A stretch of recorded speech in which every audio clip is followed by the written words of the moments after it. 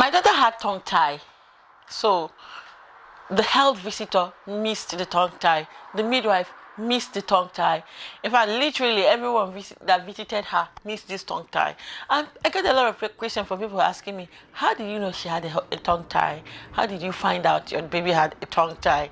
And I was like, no, I didn't find out because I am a nurse. No. I only found out because I am a mother. I literally found out about this tongue tie when she was just a week or less than a week, when she was like few days old, and I was really complaining. My husband was like, you are seeing things, there's nothing wrong with her tongue. Now in this video I'm going to tell you everything you need to know about tongue tie, right? And also tell you mine, how it was removed, the exercises we did for tongue tie. Like, yes, you do exercise for tongue tie. Cutting procedure and everything. I'm going to tell you everything about tongue tie, from what I've learned, from the midwife's perspective, from every other person's perspective. And yeah, hello everyone, my name is Queen Darlene Aniako, and if you're tuning in to my channel, please remember to subscribe. I'm going to bring you content about family, childbirth, women, and life in the UK. So if this is the first time seeing my face, please just do well to subscribe. Now, first of all, people, in fact, this woman literally brought her child for me, and she was like, can you check if he has tongue tie? I'm like, oh no, he doesn't, because you can actually find out if your baby has tongue tie from the way they latch, like the way they suck. Especially when you are feeding them directly from the boobs, you will know when they have tongue tie. Okay, so first of all, what is this tongue tie you're talking about? Now, look at, I'm an adult, that's why I can manipulate my tongue, but a baby will not do this for you, right? So now, if you look at it, I'm going to attach pictures, okay? And also attach my daughter's phone. Yeah, I'll show you my daughter's phone as well, because when you're looking at my daughter, you won't even know she had tongue tie. Like, we caught this tongue tie when she was already 3 months plus, so it means we caught it late. That is because nobody found out except me. And apparently everyone said I was seeing things, but it's not a serious issue, right? It is not. Okay, so let me show you. Look at my tongue. So this thing, for people who have tongue tie, they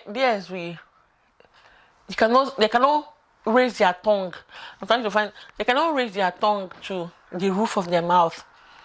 They cannot do this. When a baby is crying, they're supposed to raise their tongue when they are crying. But they won't. Their tongue will be literally flat. In summary, tongue tie is just when the skin underneath the tongue is too short for the baby to raise his or her tongue. Kids with tongue tie, they will literally not be able to lift this tongue up to the roof of their mouth. Now, there are the severe ones, and there are major ones. Like some of the kids, you will see their tongue here depressed. Like the tongue is always flat. Normal, it's always flat. For people who have tongue tie, they can't protrude. Okay, so here are the signs of tongue tie. Okay, for people who have tongue tie, they can't raise their tongue to the roof of their mouth. They can't protrude their tongue out, and their latching is affected. For severe ones, tongue is like a heart shape, and their tongue is always flat. For people who have tongue tie, the way they latch is affected. It affects their eating, it affects their weight, it affects like basically everything about them. Because if it's affecting the feed, it means it's going to affect the weight. If it's affecting the feed, it's indirectly affecting the nutrition. Do you understand? Because this is how they latch. The tongue, let me tell you the physiology of latching, and this is how it affects the feeding. Because the tongue cannot raise. Normally, this is how kids suck. I'm going to use my finger to demonstrate. Don't worry, my hand is clean. This is their tongue, right? The nipple is supposed to go inside the soft palate and the tongue. So it means that the nipple should be in between here and here. So the nipple should be here. And then they will close their mouth and suck like this. Are you seeing?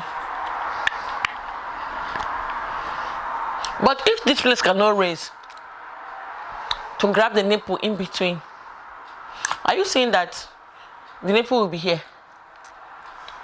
And that means it will be touching the hard palate and the tongue.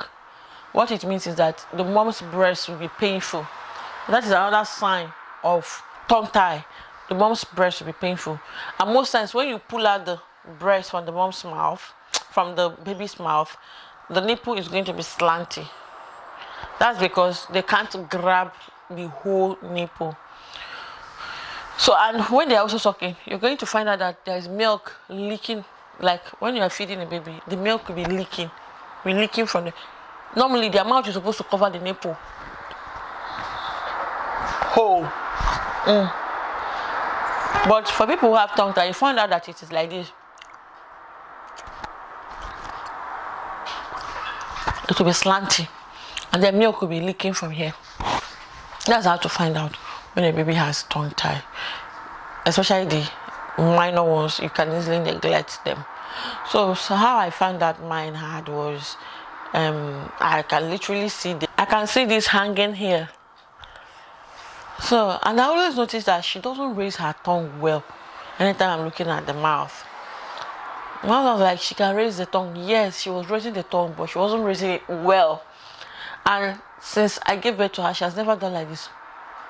No. She has never done it. So I started complaining. That's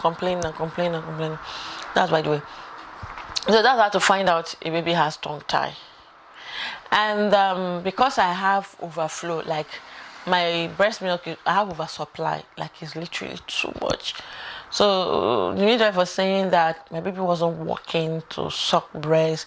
She wasn't doing the work. She was literally lying down there swallowing milk, because the milk is letting down in her mouth, so she doesn't have to suck. And that's why I wasn't even feeling too much pain, because I was feeling pain like I injured twice already. But she was like, that's why I wasn't feeling so much pain, because she.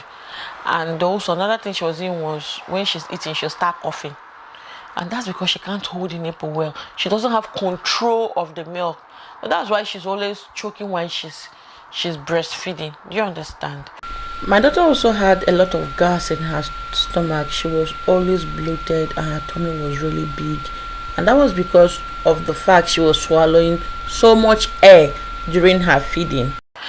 So now, the process for removing this tongue tie is not a serious something, to be honest. It's just a minor surgery. Yes, we call it a surgery because you're going to cut something, right? It's not done in the theater. So, and it's very simple. So what they do is, they bring a scissors and just cut it. Bam. That's it. But it's not that simple. Let me show you how my baby's own look like.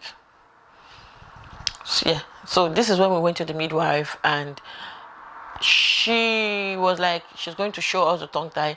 The doctor said it was a very minor something. But when she showed me, she was like, look at it here. She was the only one who showed me the tongue tie, like, look at it. You were actually right. It wasn't a small one. That was what she told me anyway. But for me, I was seeing it as a small, tiny tongue tie. And so she also explained to me the reason why she's eating. Because anytime I go to the doctor, they will say, your baby is adding weight, because my baby was really, really, really so heavy. Like weighing 8 kg at 10 weeks. That's how big she was. So they were not concerned. Anytime I go to the doctor, they're like, your baby is feeding well, your baby is feeding well. I said, well, you people must cut this tongue tie. Don't tell me she's feeding well. So yeah, that was how it went. So she showed me the thing, and then she said, we're going to cut it. And I'm like, okay. So first of all, I gave her ibuprofen, and after she had the ibuprofen, she was laid on the trolley, and then my husband holding her head. She just used the scissors and one straight cut, just cut it and then put a gauze it's supposed to bleed. And there are processes to this healing. There are processes to the healing of tongue tie. Or more, the thing. And there are also exercises, because she said that when you cut tongue tie, it can regrow. It can grow back because it's like a wound. And you know, sometimes when you cut something, they heal together again. So there's a possibility it can heal, and there's a possibility it may not heal. There's a possibility it can be infected.